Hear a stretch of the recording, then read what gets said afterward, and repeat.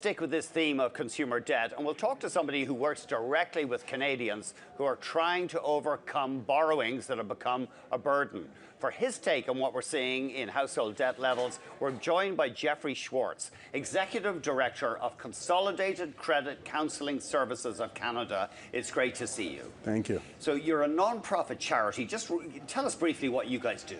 Well, consumers reach out to us when they're struggling with their debt or some personal financial issues, and we aim to get them educated and back on track. And in some cases, we have to intervene individually with their creditors to help them find a more manageable plan so that they can pay it off sooner, as opposed to filing some sort of insolvency. Oh, so you will actually help negotiate Yes, some kind of a debt payment plan? Yeah. But you're not trustees in bankruptcy. We are not. Right. Will you connect a consumer to a trustee in bankruptcy if that's what seems to be the best thing? If that's the best solution for them and that's the direction they want to go in after consulting with us, yes, then absolutely we will refer them to a trustee. And we know there's pros and cons to everything. Yeah. So is household debt getting worse in Canada? Are we moving towards a debt bubble? It seems to be growing year after year. We've been having this conversation probably for the better part of a decade now, and it does seem to be growing. It's something that the Canadians need to look at, and from what we understand, there are polls out there that suggest that they do want to look at paying off their debt, and that is a financial priority of theirs. But they still rack up more and more. Well, sometimes their actions are different than what they say. Our own Francis Hardelsky was making the point earlier, we kind of obsess over the debt to income ratio, and that keeps rising, but people's household assets have been going up. So is the situation as black as it's painted? Well, I'm not so sure that it's as black as it's painted. I mean, Canadians are very good at paying their mortgages. They always pay for their shelter first. And like you said, assets are going. So it's probably not the best indicator of whether or not a person's in trouble. Low interest rates presumably have fueled this problem. People can borrow what they think. Well, it is cheap to borrow right now. And as a result, it makes it a little bit more manageable for somebody. So if they're just looking at making the minimum payments on their credit card, or if it's an interest-only line of credit, then these are opportunities for people to get further into debt, yes, and manage it safely. Right, sorry, to get further into debt. Further into debt because they can manage the payments. So it's a false sense of security, you mean? It is a false sense of security, and we often call it in our office that it's the forever and ever plan, because if they're really only paying the interest from month to month and on the credit cards, very little principal is being paid down, then they're likely going to be in debt for decades. Yeah. And even with a line of credit, once interest rates go up, the payments are going to increase. They're going to go up, but I think what we're seeing in a lot of the financial prognosticators out there are saying that even if interest rates do rise, it's not going to be so dramatic overnight, and as a result, they probably will still be able to manage their payments. So you're not seeing a massive crunch, unless we have a very rapid rise in interest rates, and I don't think anyone is predicting that right now.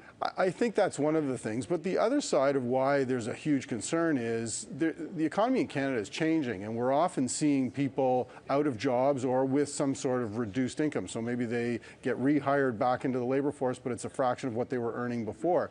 And then if they don't have any savings, and they're in trouble. They might not be able to manage their debt service or how they pay their credit cards because they're carrying so much debt with the lower amount of income. And on the subject of low wages, payday loans, you're finding that's a growing problem for people? It's been a growing problem for several years now, but we're seeing it more and more. When people come to us, they don't just have 1 or 2 payday loans. They probably have anywhere between 5 and 7 payday loans, and they're wanting them to be paid back in full on time, and these people can't necessarily come up with the money because they have so many of these things going on. Although laws were passed a while ago to avoid some of the worst problems, I think, with these payday loans, i.e. people couldn't roll them over and just stay in debt, get worse and worse. And once they get caught into this spiral, then they'll just go to the next person who's available, who is willing to give them money. And you know, it's not just a storefront. They can also obtain the money online as well. So it's easier and easier for people to get caught up into this spiral of payday loans or short-term loans. I suppose it's another side effect of low interest rates. There's all that capital out there looking for a return, and people are all too eager to lend it in some cases. Could be, yeah. Now, your organization gets a good bit of funding from the banks. Can you give us a rough amount of how much comes from the banks?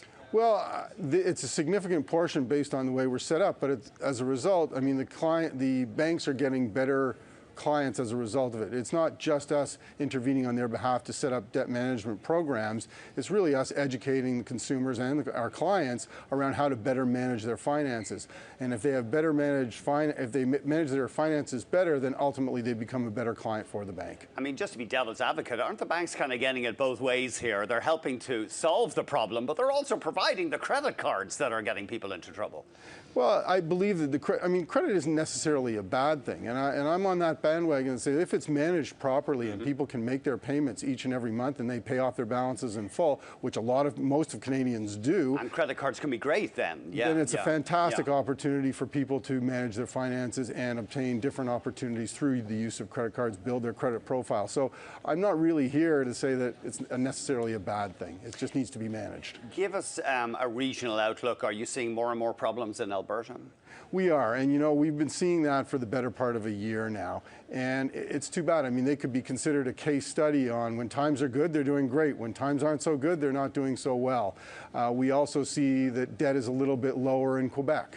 So whereas the average non-mortgage debt in Alberta might be over $27,000, in Quebec it's somewhere over $17,000. So there is quite a disparity between the provinces. Non-mortgage debt more than $27,000 in Alberta. I guess that includes vehicle loans as well. That's right. That's interesting. And are you seeing an upturn in business, unfortunately, in Alberta? We're seeing a higher level of inquiry from Alberta as a result of this, yes. So give us an outlook. I mean, are we headed for trouble here with household debt, or I mean, the rate of growth in the debt has slowed anyway in terms of the ratio to income.